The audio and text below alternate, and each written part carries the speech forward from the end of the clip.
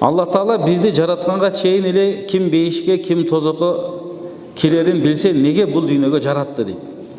Сразу эле бейишке же тозокко киргизбейби?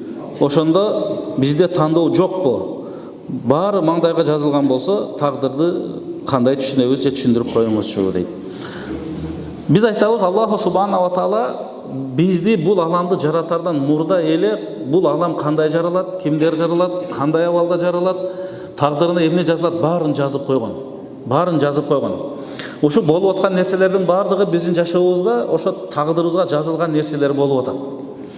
Анан ыктыяр барбы? Бейиш тозок барбы? Бар. Бул акыйкат. Акыйкат.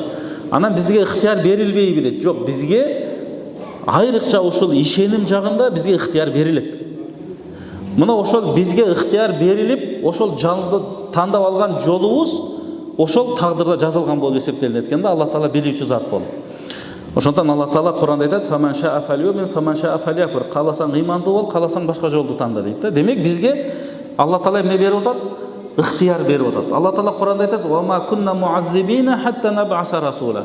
Биз пайгамбарларды жөнөтпөйүнчө эч кимди азаптабайбыз дейт. Пайгамбарларды Алла Таала жиберет, алар бизге динди жиберет, биз угабыз, билебиз.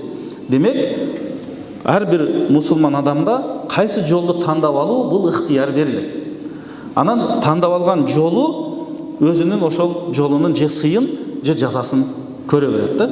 Мына ошондуктан тагдыр мына ушундай.